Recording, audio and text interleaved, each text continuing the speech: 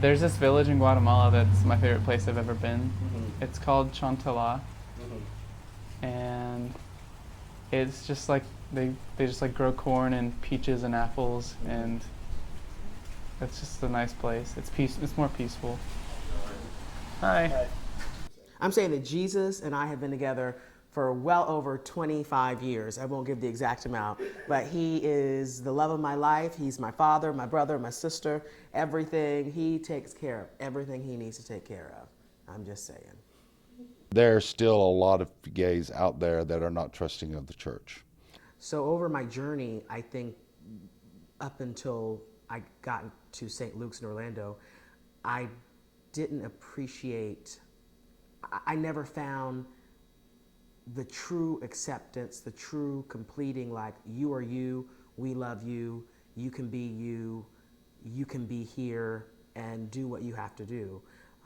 So that's what I was yearning for over that time, and I never got the love, like, completely. I never got the grace, I think, completely. People will love you, but they don't accept you for who you are. And that's the hardest part about being different, being a gay man, you know, especially when you love God, because it looks like you're really stupid. You look like you're dumb. Why do you love God? God doesn't love you. God did not intend for you to be this way. You made yourself this way. So I finally realized, as I came to my final church, but where I am today, that God does love me, and I'm not the fool. I actually am probably the most connected with him of anybody, because we have this special one-on-one connection that people can't understand.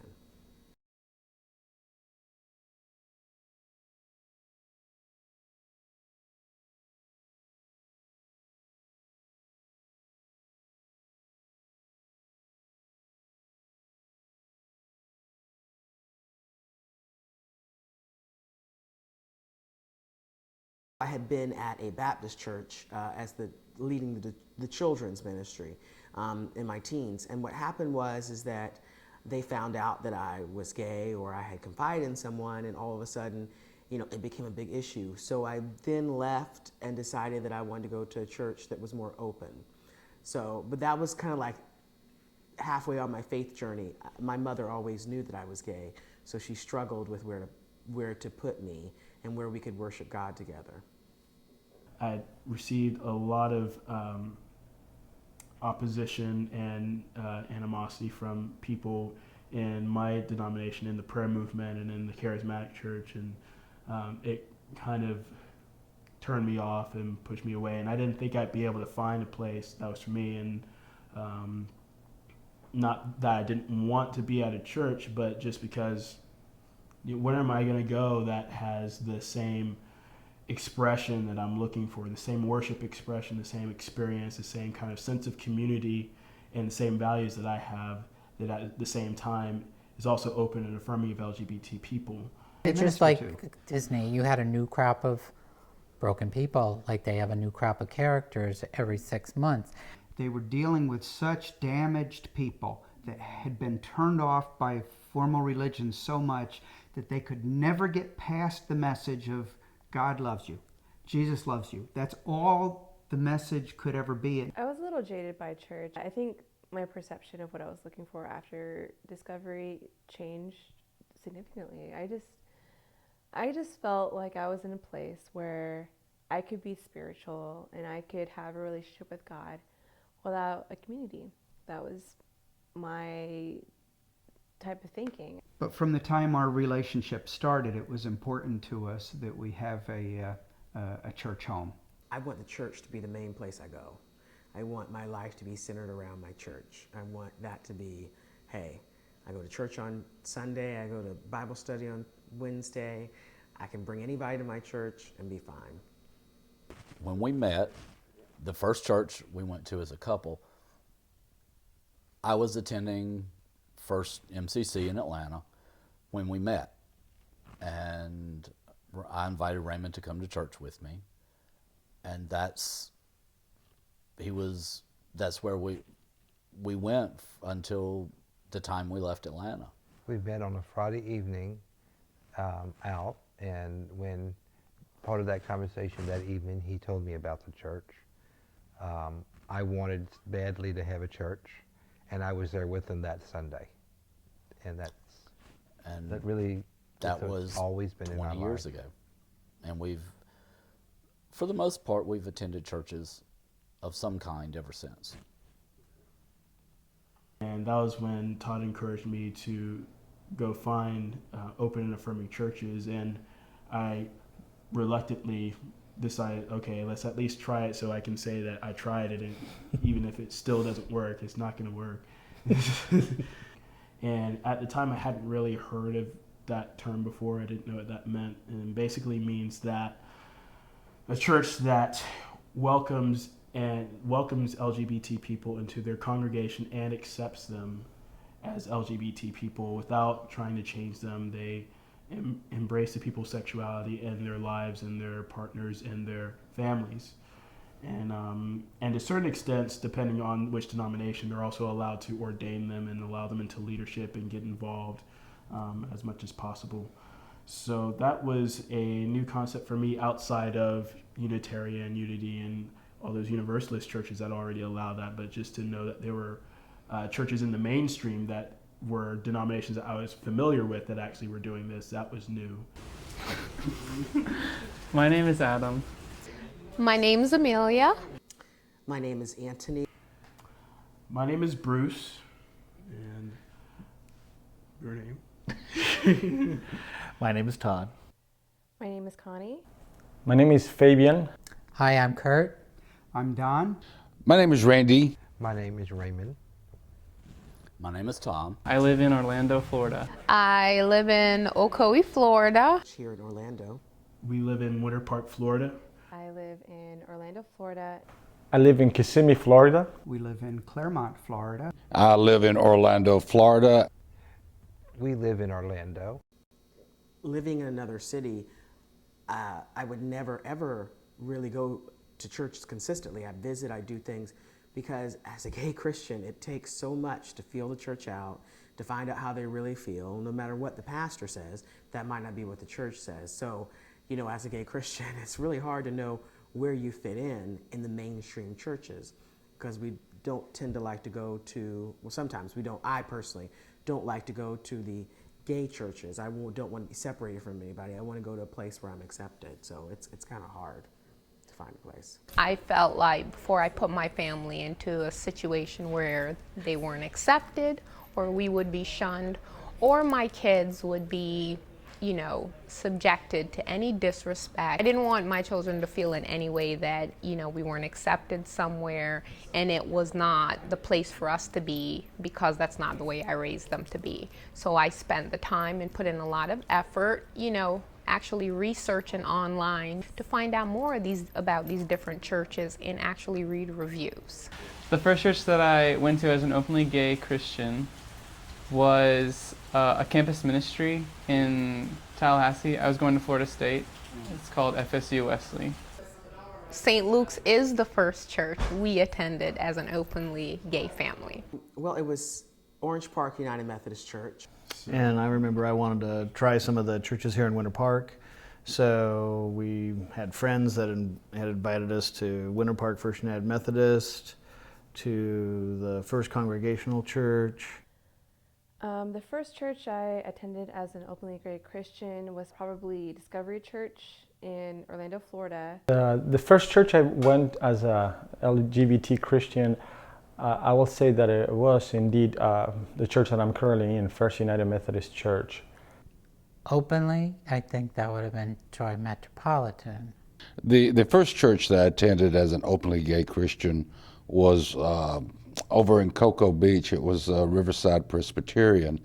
Okay, they say they're open and affirming, and to a certain extent they are, but it's like you can, when you say you're open and affirming, you can, it's like it's like a continuum. There's a certain level of open and affirming that some churches achieve or actually live out compared to others. You can't assume that they're all totally open and totally affirming when they say it. It's like a label, but everybody meets that standard differently. You can see there's a theme, at least for me, when we're going through all these churches, it's like, yeah, that's nice, but it's not for me. It's not my style. It's not what I'm looking for.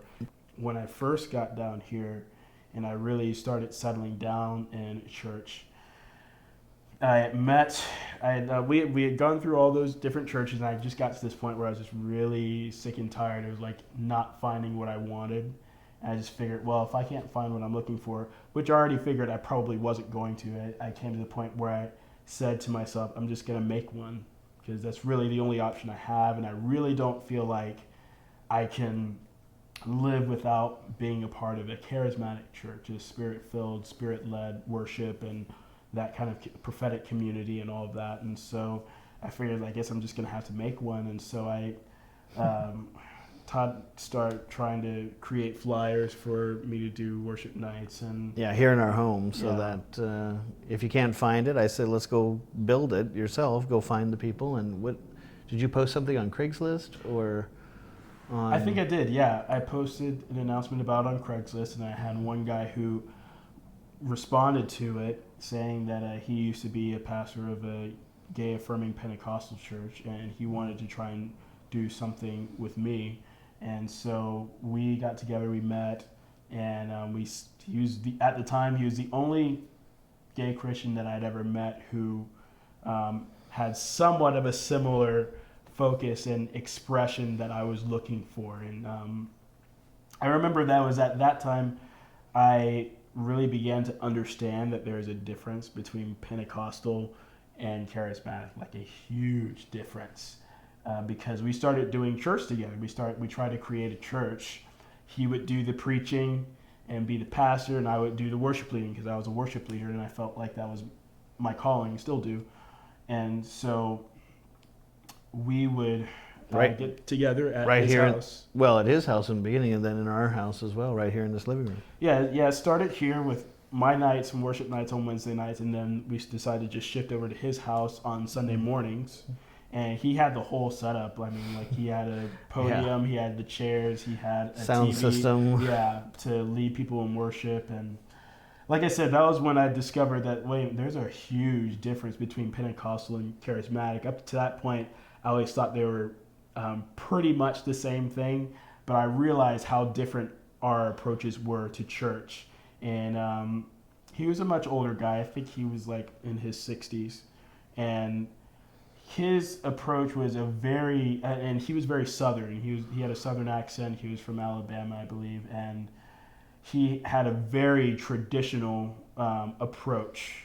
The songs that he liked to sing were pretty much hymns and like really old songs.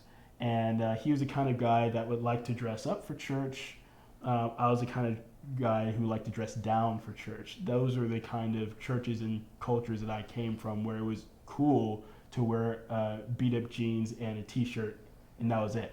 And so we came from very different worlds. I mean, the music I liked was like rock music. It might as well have been rock music, and the kind of culture that I came from was very had a very seeker-friendly appearance. It wasn't necessarily seeker-friendly, but it had a very, very modern design, and so even the way that we saw church in our minds looked very different, our ideal church. And so, but like I said, we were the closest things that we could find what we wanted, so we helped each other out for a while. And unfortunately, we weren't able to really get it started because we just couldn't find enough people that wanted to go. I had just moved here at the time, so I didn't know anybody to invite.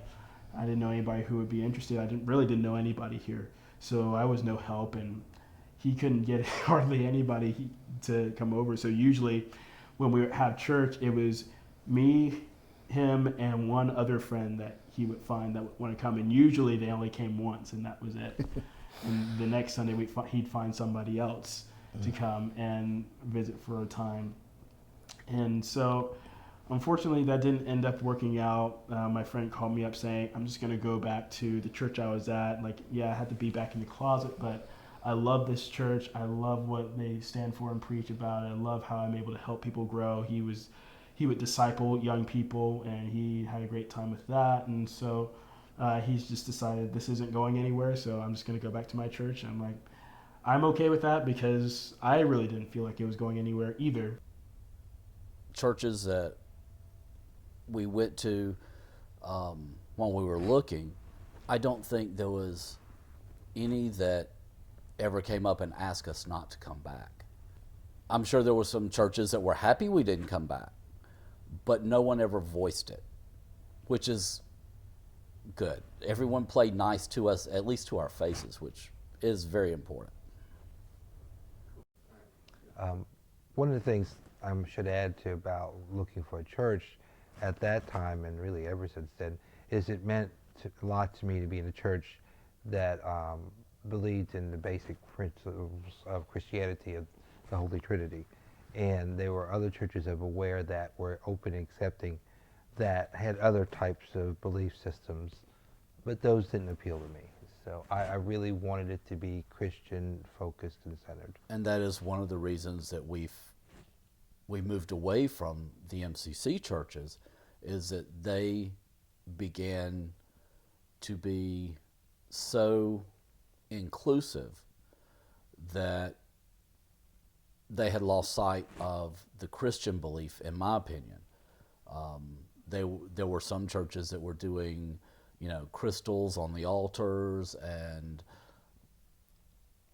great thunder person in the sky instead of saying God, and that wasn't my belief. And I wanted a church that was more, I would say mainline, but more accepting mainline. The challenge that I saw with that church is they always had to keep playing to the lowest common denominator.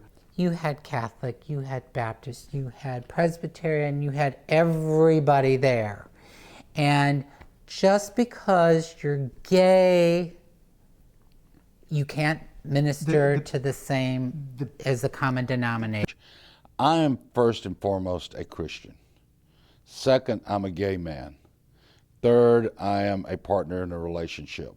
All three factors are important to me, but I want somewhere where I'm going to be comfortable, where I feel that I'm accepted, where if I want to reach over and hold my partner's hands during the services, I do it without trying to hide it. I do it comfortably, and I do it without apologizing.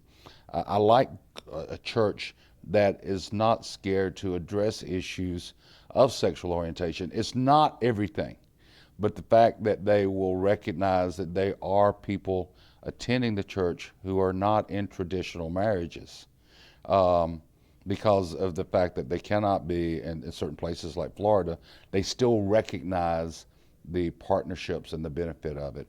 So I just want somewhere where I can worship, I can feel comfortable, and I'm not sitting there and worrying that people are judging me because of who I am, regardless of my sexual orientation, regardless of the color of my hair, regardless of the way I look.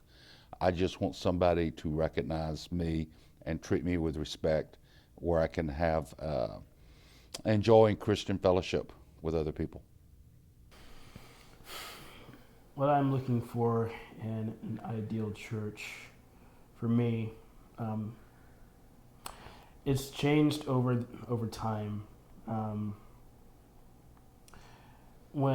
Right before I came out, I was pretty happy with where I was at. I was happy with just being in the prayer movement, being involved in houses of prayer, being involved in charismatic churches that had spirit-led prophetic worship and a non-denominational / seeker-friendly appearance kind of style, and modern, relevant, and everything. Valued prophetic, valued people that believed in healing, signs and wonders, miracles, people who had a strong investment in young adults and teenagers, and teaching them how to worship and teaching them how to hear from God and how to walk in their spiritual gifts. Then when I came out, all of a sudden that changed, and I needed a place where I could be loved and accepted as a gay man and as a gay Christian, not as a Christian who struggled with same-sex attraction, hoping to change, and which is where I was at before. And so for a while, and throughout most of my church journey as an openly gay man and as an openly gay Christian, I was looking for a church that accepted me. And while I found that, I found churches that accepted me as gay. After a while, as I was saying with my St. Luke story, and when I went to Bethel Church in California, I realized that my value for spiritual experience was a lot more valuable to me than what people thought about my sexuality and what people thought about my marriage and what people thought about who I had sex with or were in a relationship with. It got to that point where I realized this is a bigger core of me. The spirituality it means more to me than what people say about my sexual orientation. And so at this point now, my ideal church doesn't necessarily have to be open and affirming, because when I started going to Acts 2 church, I wasn't sure. I just assumed that they were not. And the kind of church they are, they don't really, their focus really isn't on focusing on sin and condemnation. It's just more about training the people up in that church to go reach people outside. And so the pastor doesn't really talk about these people here and these people there, and at least not in the church, not based on specific sins that we do. I mean, they may talk about people based on these are the kind of people we want to reach, and this is the kind of way that we want to reach them. But it never struck me as a kind of place that really focused on like political issues, kind of like St. Luke's focuses a lot on similar issues that you hear about in the political arena, about gay people, minorities, the poor, women's rights, all those different things. And Acts 2 Church just looks at it differently. So for them, whether they declare themselves as open and affirming would be kind of almost irrelevant, just because they don't focus on certain classes of people per se. So for me, what I'm looking for in an ideal church is basically, if I were to say an ideal church, it'd be nice to have an open and affirming charismatic church, but it doesn't necessarily have to be open and affirming. My ideal church is a charismatic church that has spirit-led worship and has a value on the prophetic, on healings, miracles, and growing in our spiritual gifts, and has just a bright hope for the future and hope for the world, and belief in their people, and edifies and lifts them up as being powerful, capable beings loved by God. And so I love rocked out worship too, and so that's got to be a big part of it. I was looking for acceptance in a church, but I didn't want the church to treat me differently at the same time, or special. You know, I didn't want the church receive me with rainbow flags and throw me a party. I just simply wanted to be part of the rest. So when I started to attend St. Luke's, I was looking for a place that was open and accepting of all people, not just people of like LGBT people, but of all people. And St. Luke's is really good at expressing that, or at least in my opinion was really good at expressing that they are open to all kinds of people. And I know that they work with other faith communities in the area, not just other Christian ones, but there's a Jewish temple, right, and a mosque, and they work with them a lot. So I thought that was really cool. And something else that I really like about St. Luke's that really drew me here is the way that they do missions and the way that they engage with the community. So they're always really intentional about working with the people around them and with the community as a whole, and for the community, not just for themselves as a church.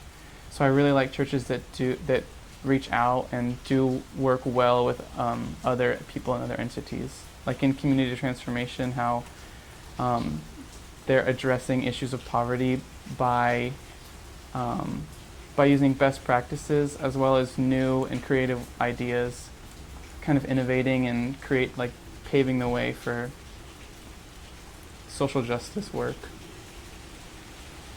Some of the traits in characteristics I'm looking for in a church as a gay Christian. Is a place where I can feel comfortable, a place where I can just be myself without any awkward feelings or anything like that.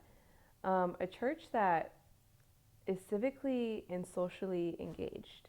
I think in the work of Jesus Christ in modern day culture, you know, we should be socially engaged, you know, actively fighting for our rights that have been taken away. And so I guess other Christians who are involved in this activism in you know, the area of, you know, gaining our rights back. And I'm also looking for a church that has great theology. I'm talking about theology that talks about love, that is focused on love, that is focused on, you know, service-oriented projects, that's focused on the community, as well as those who have been overlooked, those who have been mistreated. And I'm just all about outreach. And so a church that can focus on that, that would be really, really great, as well as just great community and just, you know, focusing around parties and mixers and get-togethers outside of the church. I think that's really great. I just, for a while, I was just kind of hopeless, pretty much. When I first moved here, I found a gay Bible study that was being held at First United Methodist Church downtown in Orlando, which is where I met my friend Fabian and a bunch of other great gay Christian friends. The next church I attended after Discovery Church as an openly gay Christian was St. Luke's Methodist Church. I kind of just happened upon it. My really good friend kept inviting me over and over again, and I was like, you don't understand. I'm good. And I felt like I didn't need community. I didn't need that church service. I never really fully connected with worship anyways, and so I was just like, I'm good, you know. And she kept on inviting me, and I was like, all right. And she knew I was super spiritual, and she knew I was super into God still. I just wasn't open to church.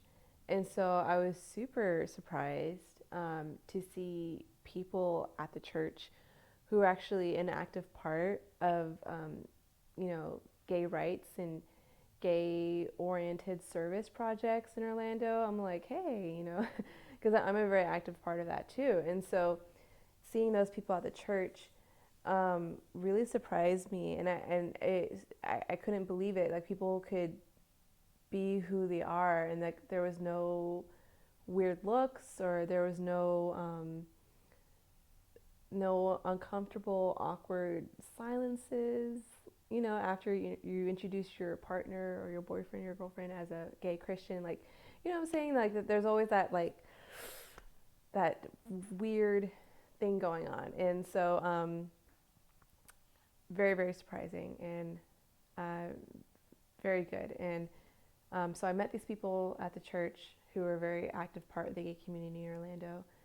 And little by little, I started to get to know people. And, you know, these people were not only very active in the gay community, but also great, you know, Christians who love the Lord, who love their community. And I think first and foremost, they love themselves exactly as they are being a gay Christian. There was, during the election year, we had just finished that service, and on all the cars was the Family First. Yeah, it was like a focus on the family type. And kind of anti-homosexual, and I was really taken back by this. And I didn't know if it was encouraging people to vote their faith, and it was flyers for the whichever Republican candidate was running for local office at the time, and it was anti-gay agenda. And I went back on the cars and parking lot to Bill, and I'm like, is this what our church stands for? And he just looked at me like, are you really asking me this? How long have you been coming here? that was just people who took advantage of a parking lot and flyered all the cars in the parking lot. But the next service, another couple and Bill's And I think wife even Kim, and yeah. Kim, we patrolled the parking lot, so that didn't And he happen at took 11. all the flyers off the cars and kept an eye on a lot. Well, I was raised Catholic, and when I got to Atlanta, theologically, I was not agreeing with some of the Catholic teachings. So I started looking for other denominations. I first attended Episcopal Church, so and that was fine, but it didn't quite meet. And I don't know if I knew what I wanted.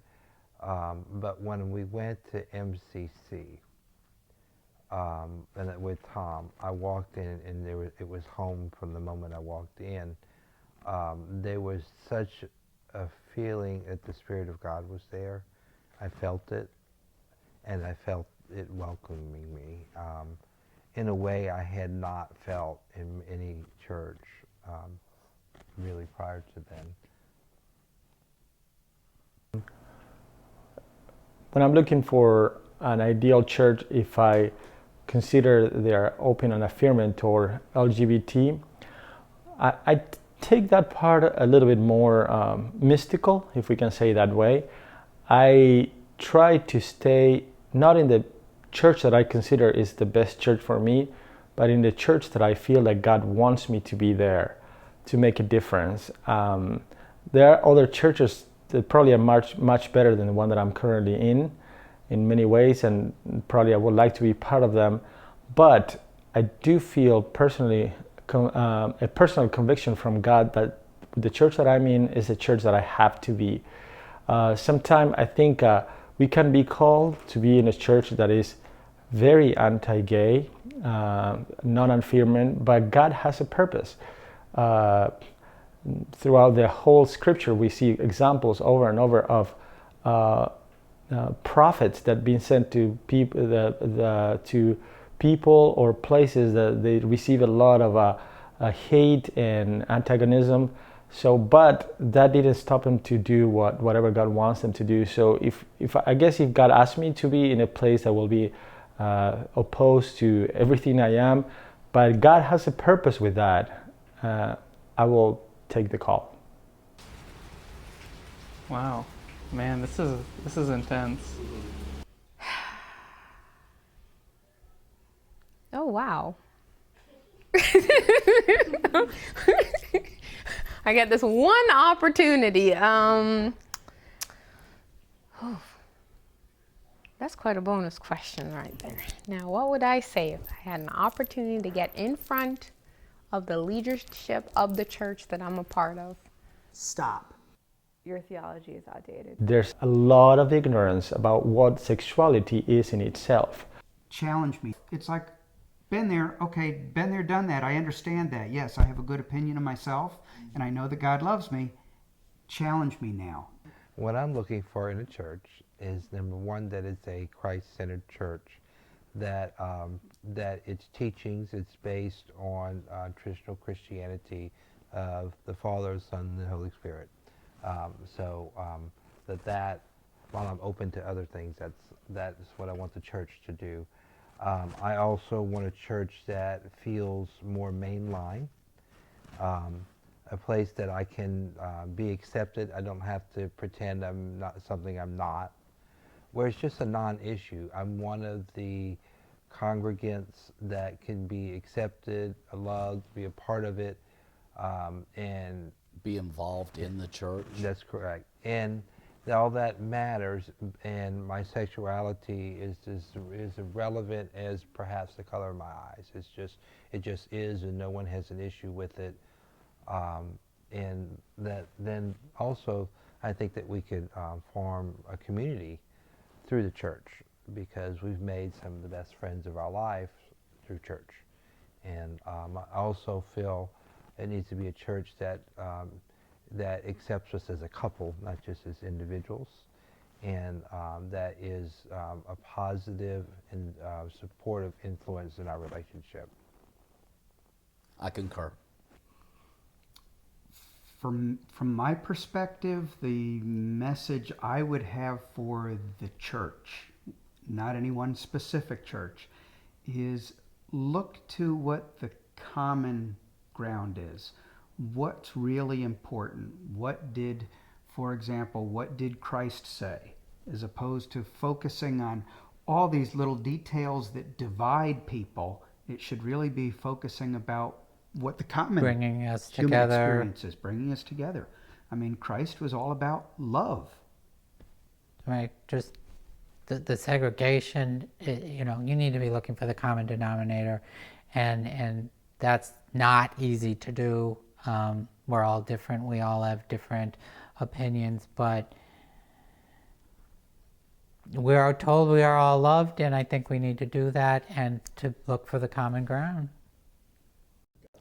The message I have for the church is to look at the LGBT community as a mixture of people. Because of past history of churches and religion condemning gays, there's still a lot of gays out there that are not trusting of the church. And we need to emphasize there's certain places like St. Luke's, like Joy MCC, that are out there that are not judgmental. You can go and be yourself. The churches need to recognize that there is still a lot of insecurity out there among gays, lesbians, transgenders, bisexuals. And it's going to take a little extra effort for them to reach out and let them know that it's okay. It's okay that you're gay. We accept you for that. I remember one time Reverend Barnes was meeting with a group of us, and he started out, he says, "I'm sorry for the pain we have caused you." And it wasn't that the pain he had caused, but he was speaking as the church as a whole. And it has caused a lot of pain for people. There's people gays who have committed suicide because of their religious beliefs. You know, I kept thinking I was damaged growing up because of the things I had heard in my church, that I was condemned to hell because I had these feelings for other men.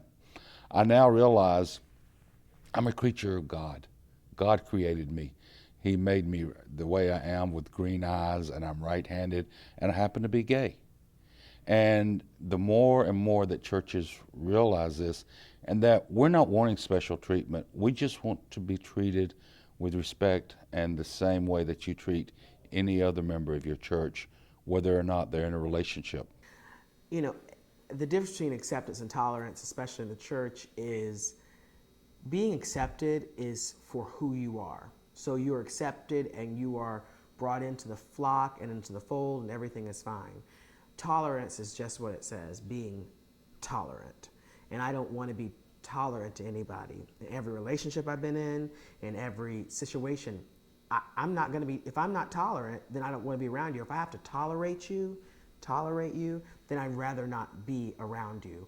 When I accept someone, I accept them for who they are, faults and all. You know, I feel like that's what we need in the church. Our church is very tolerant of gay people. Our church is very tolerant of fat people. Our church is very tolerant of black people. Tolerance doesn't help anybody. You know, acceptance helps them. If you disagree with who I am, but you accept me, I disagree with who you are, but I accept you for who you are, and I can love you, that's what I want. Just to tolerate your ways, you tolerate my ways, that gets us nowhere. If I had something to say, I would say stop. I would say stop being so hidden behind your rules and behind your books. Take risks. Try to stop being so hiding behind well, if I do this, then I would lose this. Because you are called to be the eyes and ears of Jesus Christ. And if it's not about Jesus Christ, it's not about committees, if it's not about Jesus, then you're doing it in vain and you're not really helping. Don't worry so much about your budgets. Stop. Worry about how you are going to help people, love people. Stop thinking that you have to do this in order for Jesus to do this, because no matter what, Jesus is going to do his work. Stop being the walls that divide everything, you know, because ultimately the church stands in the middle and they say, you have to do this. Now, it might not be your church or my congregation, but we can do more. And a lot of times we need to stop letting others influence us. We have to stop being so timid and shy. Stop, stop, stop. Because there's a real message in stop. That's what I would say. I guess my message would be to be more open-minded about everyone that comes in there. You have just a variety of people, and we're from different walks of life, different societies. We've injected ourselves into different communities. That to just be open-minded and listen. I feel where the failure happens a lot of time is that leaders tend to think they know what you need, but they don't know what you want. And when people don't have an understanding of what you want, then it can become a problem. It's like you're all trying to accomplish in a way the same things, but you're butting heads because you don't know what I want, but you think you know what I need. So you're not listening to me. You're not listening to what I'm telling you that I want. Might not be necessarily, we do need foundation. We need certain things in order to kind of move forward and make differences within the church, no matter what walk of life you're from or what community you're part of. You need certain foundations. But I think it's the wants over time that makes a difference if you stick around or you move on. Because if I'm not getting enough of, what I'm looking for, which is essentially what I want, because, most of the time your needs are met, but it's your wants that are not catered to in any way. So I said I would say to them, be more open-minded.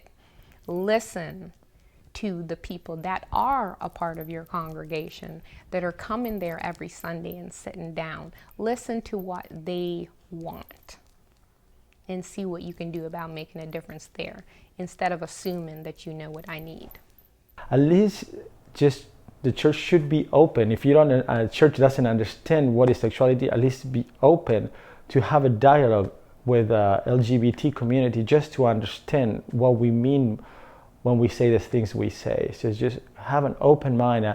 We are not even saying you have to change, but just open your mind and heart to listen, to have a dialogue with people that are different than you are. If I could say anything, it would be that we are people. Yes, we happen to be gay, but we are people. And I don't know if this is for St. Luke's or just church in general, but if it's for church in general, we are people. We have feelings. We are not what they would consider, what they have formed in their minds as gay or homosexual. We're people. We are your brothers. We are your uncles. We're your cousins. We are the people that, play with your kids when we're at family gatherings. We're just normal people. Treat us like that. Well, I would say that those who in Christendom who aren't accepting of gay people are a lot of times blindly following what they've heard and not going to read for themselves.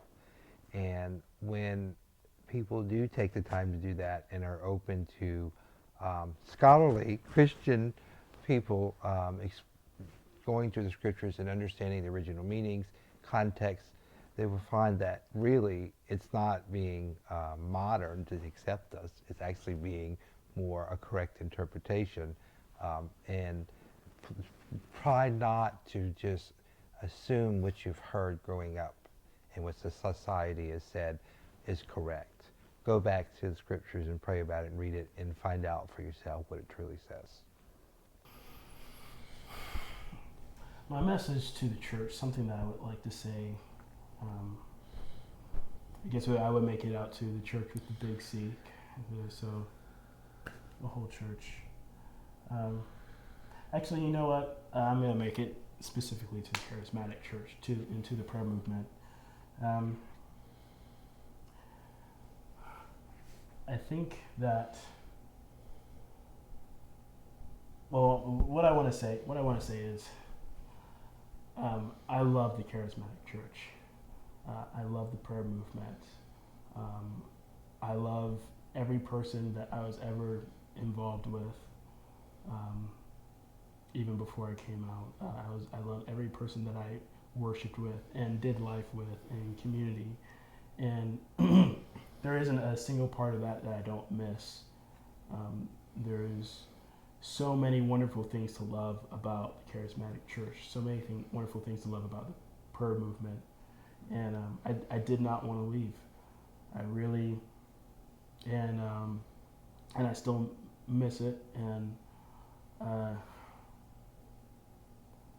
I really don't want to start another denomination.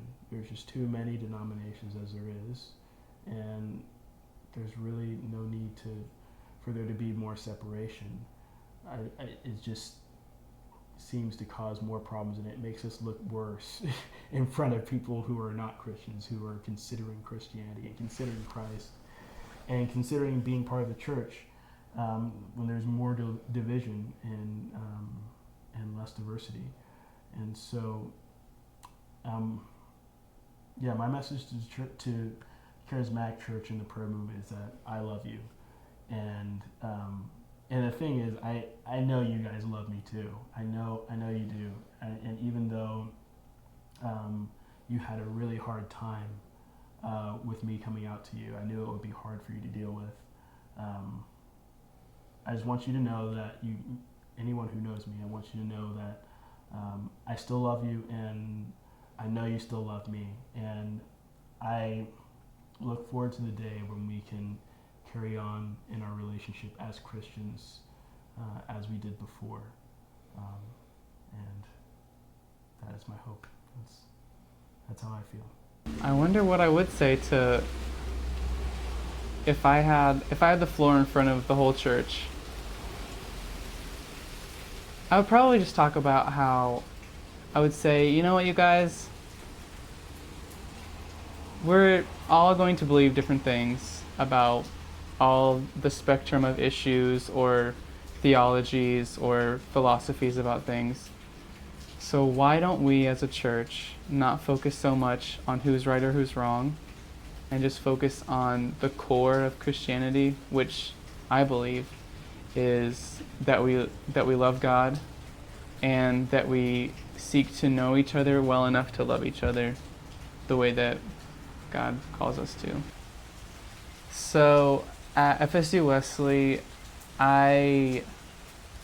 it was a good time for me. I found plenty of good friends, and it was an accepting community too, where there was a point in time where I thought there were a lot of people who were like me, who were kind of wondering who am I, what do I do with myself as a Christian who's gay, and so we all kind of met together.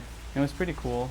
So that the group, it was started as a result of a bunch of people who are going to the campus ministry or students, and we had kind of all found each other, or some of us had found each other, and some of us had found the pastor, Vance, and had only told him. And so I thought, well, why don't we all get together? So I talked to Vance and talked to some of the other students, and we just started meeting. It was a secret at first because some of the students weren't okay with being out yet. They were still figuring it out. So we met secretly for a while, and then we met openly, and then eventually we all decided that we didn't really need the group anymore. It kind of changed the atmosphere of Wesley to be a place where people could talk openly about their sexuality, and yeah, it was cool, along with some other things. Yeah. So the group became open kind of as a result of people just telling their friends that it was happening. So we would come, I think we met once every week at the beginning, and people would come and be like, yeah, I told my friend about this, can they come? and we were all like, what are the rules of the group? So eventually we had allies coming too, and then we made a Facebook group, and then we just invited all of our friends. And then that's kind of when we started like not really meeting anymore, because we were like, oh, no one really cares whether we're gay or not. So eventually when we got here, when we're here and we started, the idea of a church came up, I think we had grown to the point where we did not want a gay church, because we found that the particular churches, some of them I should say, they were gay first and Christian second.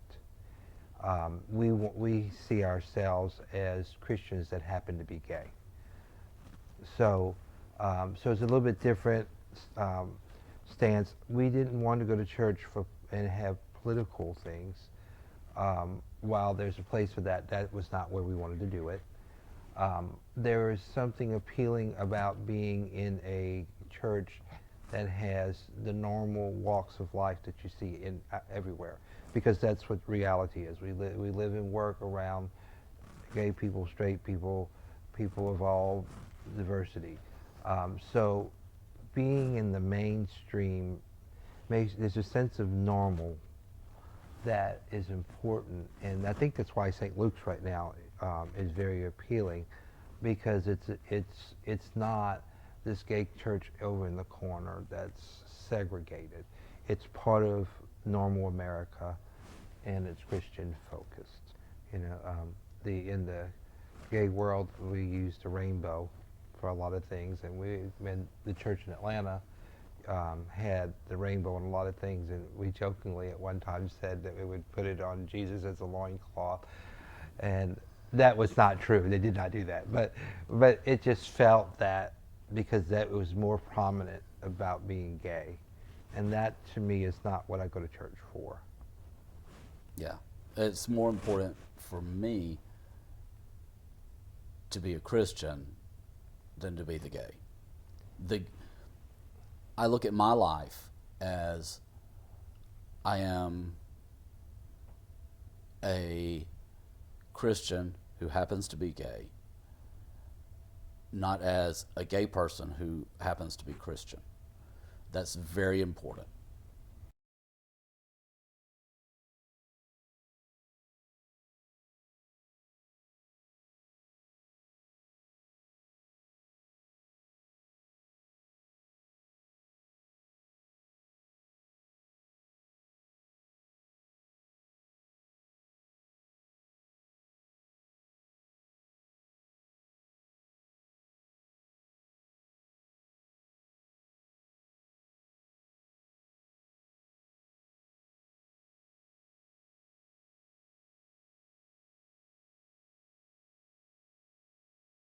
We've been together for almost 3 years now, and married for 1 year in this upcoming June. We've been together for 14 years now. October 8th of 2013 was 20 years. My partner's name is Pamela. We have 3 daughters. We have Tasia, Amara, and Alexis. Tasia is 17, Amara is 12, and Alexis is 8. We have a son who is just about 20 years old. His name is Stephen. We were attending a church in Atlanta, First MCC, Metropolitan Community Church in Atlanta, and we met these 2 wonderful women. One of them was pregnant at the time. Once she had the child, who is Stephen, we became involved in his life. Right now, I go to church at St. Luke's United Methodist Church and another place called South Street Ministries. I currently attend St. Luke's Methodist Church in Orlando, Florida. I currently attend St. Luke's United Methodist Church here in Orlando. I'm currently attending a charismatic church called Acts 2 Church. And I'm attending St. Luke's United Methodist Church in Windermere. I'm currently attending St. Luke's Methodist Church. Currently attend First United Methodist Church in downtown Orlando. We attend St. Luke's Methodist Church. I'm a member of St. Luke's United Methodist Church in Orlando. We are currently attending St. Luke's Methodist Church. It was And at St. Luke's, we've been there, what, 8 years, 9? Probably about that, yeah. And we've seen the church grow because initially Don sings very well and everybody wanted, you belong in the choir. You belong in the choir. Kept feeling like all the gay people were directed towards the choir. Choir. It seemed to be. And I don't sing. I can't carry a tune in a bucket. And Don had the option to sing, but I think at that time, we were probably the only gay couple in traditional service that At least the only ones that we could tell. That sat in the congregation. But that's where we've been. I have a 92-year-old father who lives in Clearwater. Raymond and I insisted that he come to live near us when we were over there when my stepmother passed away.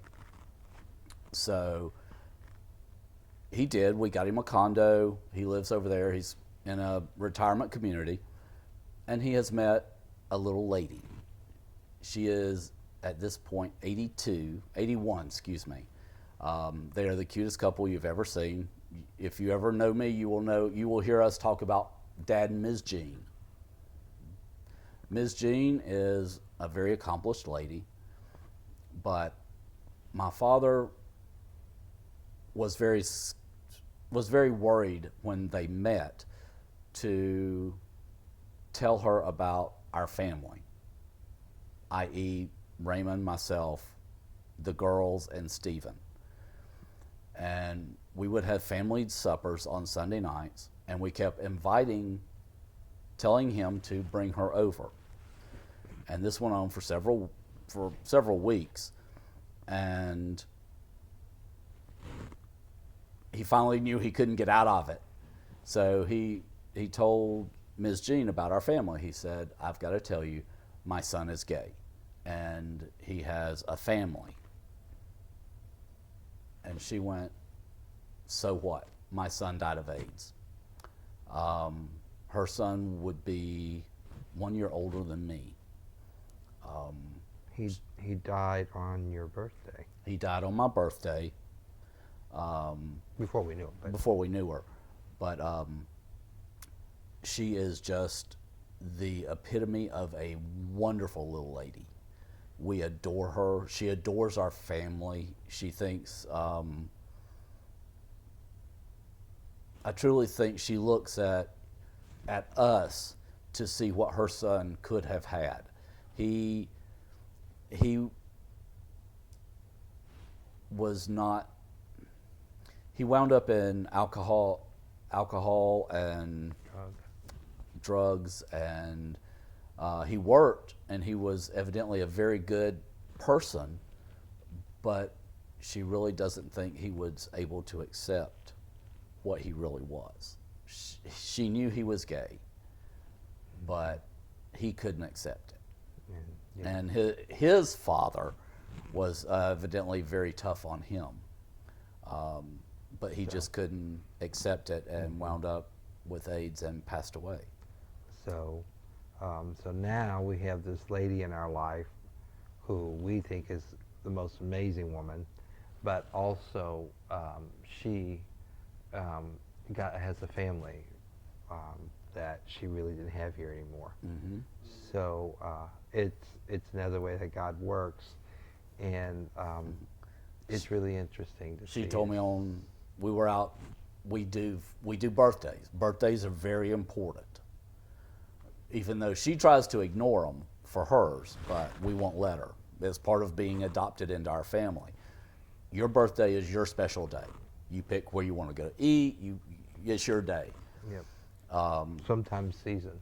Sometimes season if you're my father. Yeah, we celebrate all whole season. But at 92, you get a season.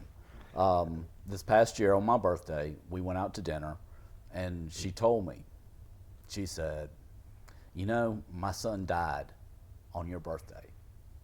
She said, but I feel like... No, you're going to cry. I know, I will. But I feel like I have another one now. So she started tearing up, and I looked at her and I said, "You are not going to cry on my birthday, because if you cry, I will cry." And I tear up now. Yes. So that is the story of Dad and Ms. Jean. You have to believe in these stories, though, that there's a God involved in this. And people come into your life for a reason. God puts people in your life for a reason, whether you understand it or not. And my personal belief is God has a purpose for people. Because I will tell you, by all rights, I should be dead. I grew up in the AIDS era. I have my best friend is dead. And by all rights, I should be. But I'm not. And I wonder, you know, I have no idea other than maybe the reason was to help my dad, to meet Raymond. For Stephen. For Stephen. We don't know. But, sorry. God has a reason for everybody. Mm-hmm. Personal opinion. Okay. All right.